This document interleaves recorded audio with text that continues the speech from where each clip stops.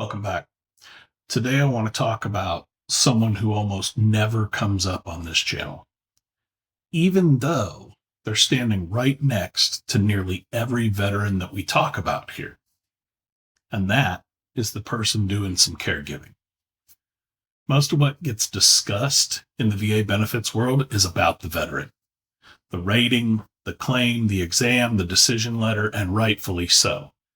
But in a lot of households, there's someone else quietly carrying a big part of that load.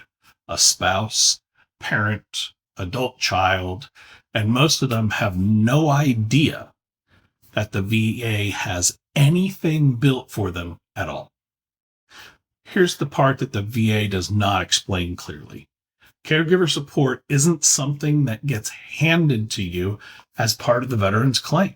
It's a separate topic, and if nobody tells you it exists, you have no reason to go looking for it. What usually happens is this. A family settles into caregiving gradually, helping with appointments, managing medications, handling the things that get harder over time. It doesn't feel like a program or a benefit. It just feels like taking care of somebody that you love.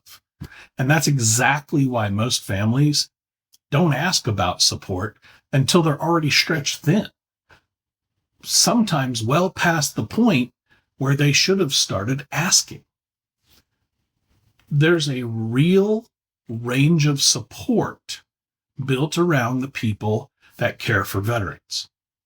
Things like training on how to provide care safely, respite care so a caregiver can actually get a break now and then, health coverage in certain cases, and for some families, direct support tied to the level of care being provided.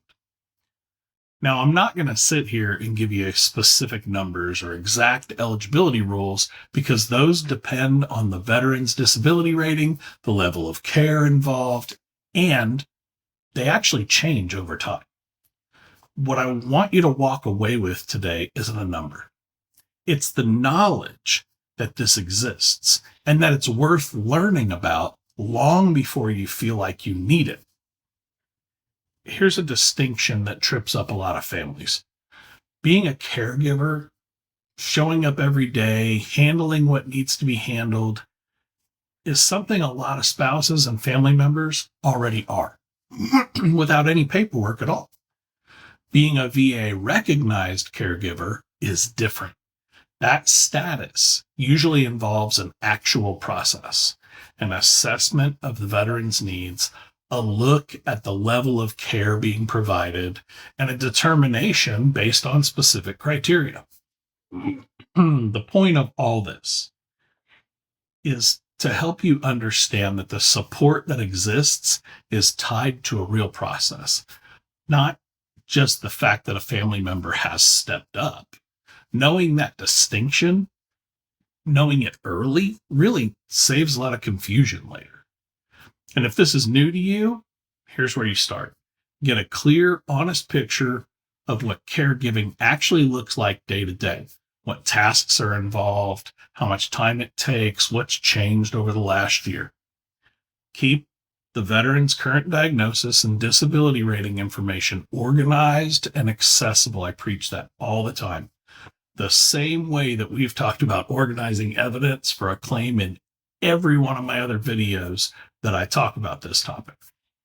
And when you're ready to go and look into this further, go straight to the source. Caregiver program criteria, it changes. And secondhand information, a forum post, a well-meaning friend, something from a few years ago, some YouTube videos may not reflect what's actually current. A clear picture of your own situation checked against current information is worth more than any general answer that I could ever give you here. I want to be clear about something. This video is not telling you whether your family qualifies for anything specific, and it is not a substitute for looking at current criteria directly. This is awareness, making sure that you know this conversation exists so that you go find the specifics that apply to your situation.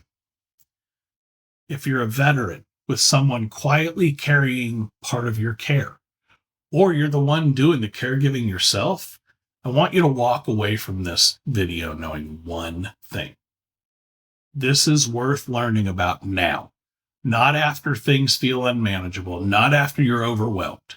Protecting your family means knowing what support exists before you're in a position where you desperately need it. I say this a lot, but that's what this channel's about. Helping veterans and the people standing beside them understand a system that has a very hard time explaining itself.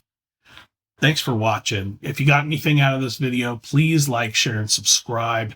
It really helps me get the word out to other veterans so that they can be successful as well. Take care of one another. We'll see you in the next one.